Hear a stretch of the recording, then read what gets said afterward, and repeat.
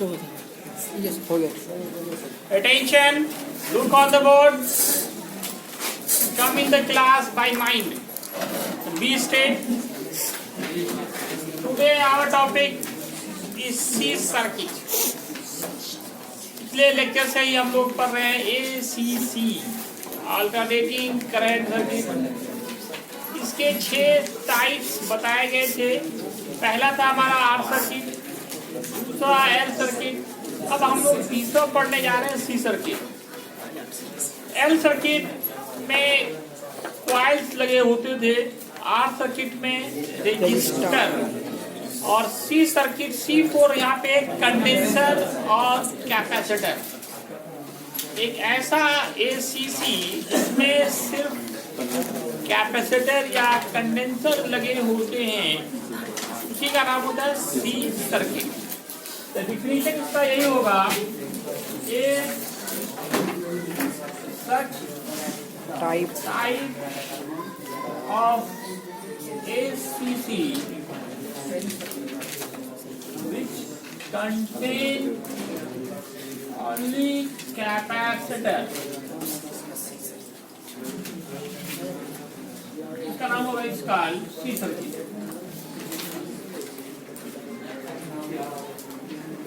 अब आप इसमें एक्सप्रेशन ऑफ करंट निकालेंगे और फेजर डायग्राम देखेंगे.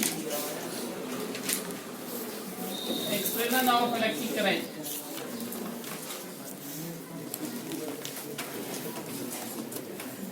इन C सर्किट. तो आप मान लो let alternating EMF equal E naught sin omega t is applied in C circuit which contain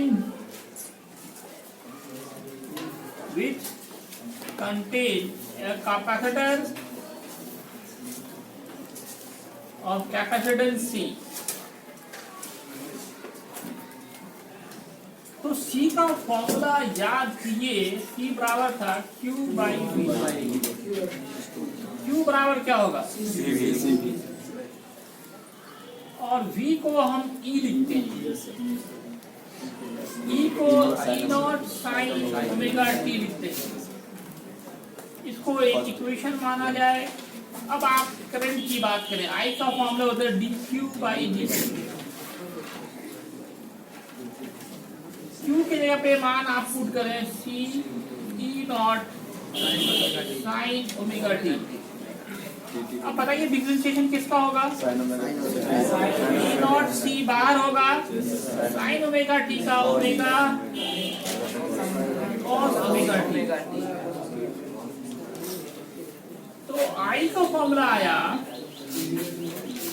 I equal E not cos omega T एक साथ लिखे और ओमेगा C को एक साथ. अब ओमेगा C को 1 बाई ओमेगा C लिख सकते हैं आप. ये फिर ऊपर आ जाएगा.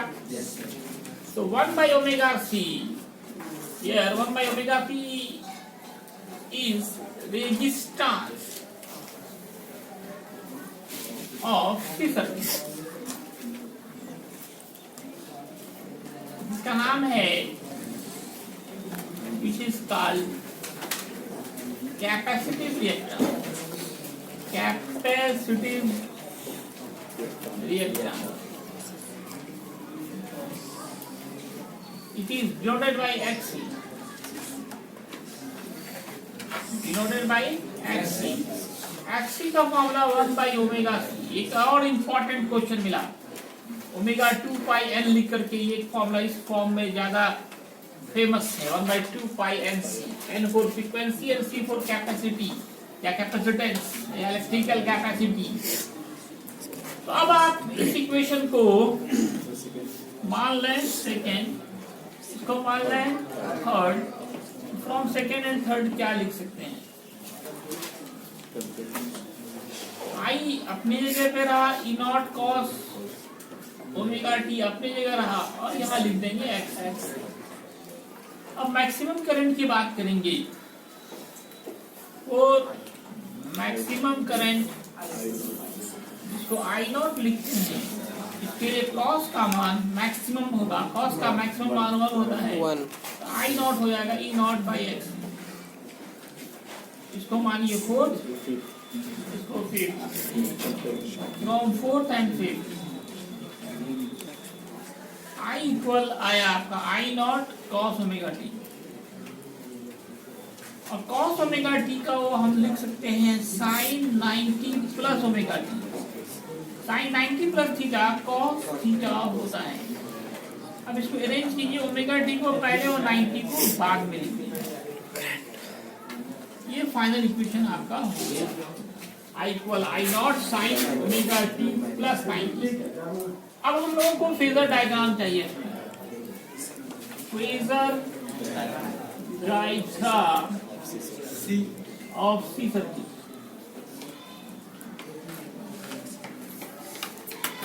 सी सर्किट का फेजर डायग्राम, तो इन सी सर्किट ईएमएफ का फॉर्मूला तो सब जगह एक ही होता है, E not sine omega T. इसको इक्वेशन फर्स्ट मानिए, जब आप मान चुके हैं 5 तक मान चुके तो 6 मान लीजिए इसको। एंड करंट का जो फॉर्मूला है अभी जो निकाला I not sine omega T plus 90। अब दोनों इक्वेशंस को कंपेयर कीजिए by comparing equation 6 and 7। EMF पीछे चल रहा है, करंट आगे चल रहा है। EMF is lagging behind, lagging behind एक फ्रेज है जिसका मतलब पीछे रहना है, पीछे रहना। लैगिंग बिहाइंड का मतलब lagging, LAGING। EMF is lagging behind from current through 90 degree. So phasor diagram will be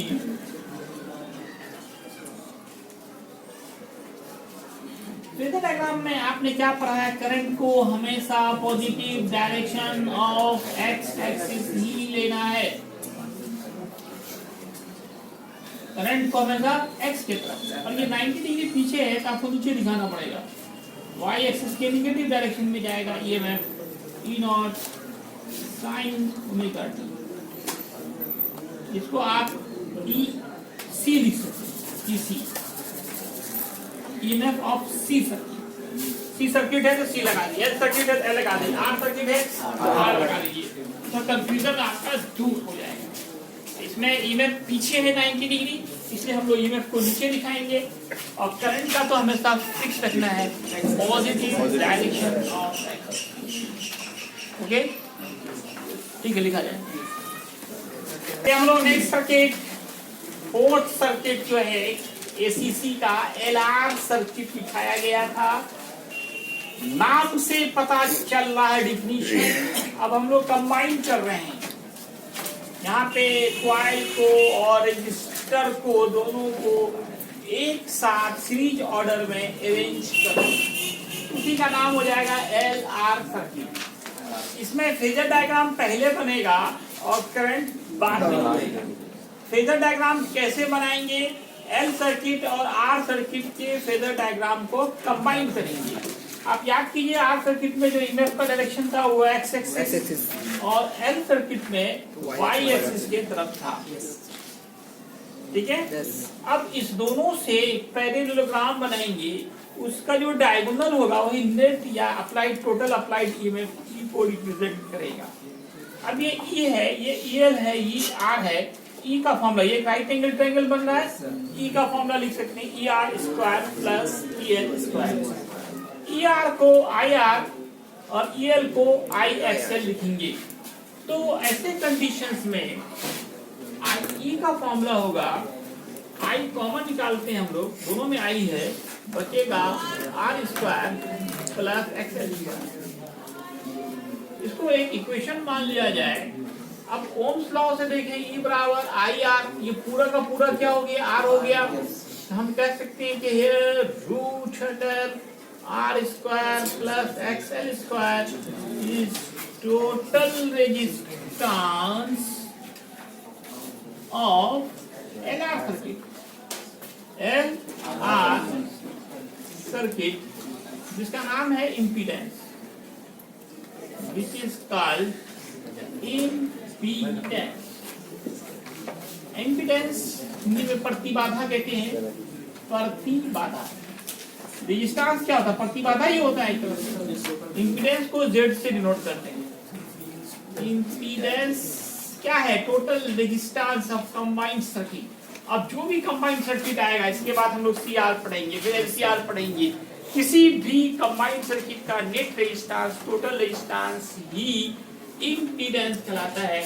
impedance को डिनोट करते हैं बाई Z। तो Z का फॉर्मूला होगा root under R square plus XL square. इसको सेकेंड मानिए, तो from first and second E equal I Z। I निकालेंगे E बाई Z, E को लिखेंगे E not sine omega T by Z, इसको मान लीजिए थर्ड। और मैक्सिमम करंट के लिए तो मैक्सिमम करंट के लिए साइन ओमेगा टी का मान क्या लेते हैं? 1। आई नॉट होगा, फिर आप ई नॉट इंटू 1 बाई जेड, तो ई नॉट बाई जेड, इसको माने इक्वेशन 4। अब थर्ड को फोर्थ से मिलाएं, तो थर्ड एंड फोर्थ, तो देखें आपका इक्वेशन आ रहा है equal I not sine omega T. अगर फिर इधर से देख ले, ई इक्वल आया, ये आई इंटू ये टोटल का टोटल क्या है? Resistance of L R circuit which is called impedance. Impedance is denoted by Z. तो जेड का फॉर्मूला एक बहुत इंपॉर्टेंट फॉर्मूला यहाँ पे ये है, जेड का फॉर्मूला ऑब्जेक्टिव के लिए भी, resistance of L R circuit. तो ऑप्शन होगा, एक ऑप्शन ये होगा root under R square plus XL square. अब आप R square plus XL square को क्या लिख देंगे? जेड लिख देंगे, इक्वल आई जेड। आई बराबर क्या होगा? ई बाई जेड। ई की जगह पे क्या डालेंगे? E not sine omega T by Z. अब आप मैक्सिमम करंट ले रहे हैं आई नॉट, इसके लिए साइन ओमेगा टी का मैक्सिमम मान क्या होता है? 1। तो 1 पुट करें, I not E not by Z, third को फोर्थ से मिलाएं, तो आई इक्वल आ गया। फिर वही equation I not sine omega T. Okay, ये हो गया हमारा एल आर। अब यहाँ पे इम्पीडेंस क्या है अलग से लिखा देता हूँ, इम्पोर्टेंट टॉपिक हो गया। इम्पीडेंस क्या होता है? तो कहते हैं the total resistance, the total resistance of any combined alternating current circuit, alternating current circuit is called impedance. impedance को Z से डिनोट करते हैं, is denoted by Z। तो Z का फॉर्मूला होगा root under R square plus XL। किसके लिए? Exam ये हर बदलता रहेगा। ये सी सर्किट में, सॉरी, अब सीआर में वो अलग फॉर्मूला होगा, एलसीआर में फिर अलग फॉर्मूला होगा। ये एक एग्जांपल दिया गया आपको किस सर्किट का, एलआर में इंपीडेंस कितना होगा।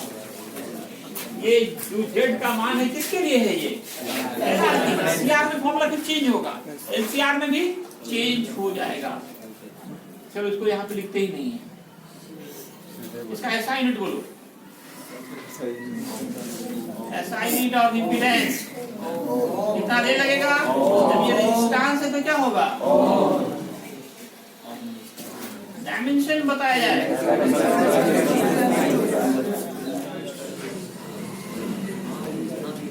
आ जाएगा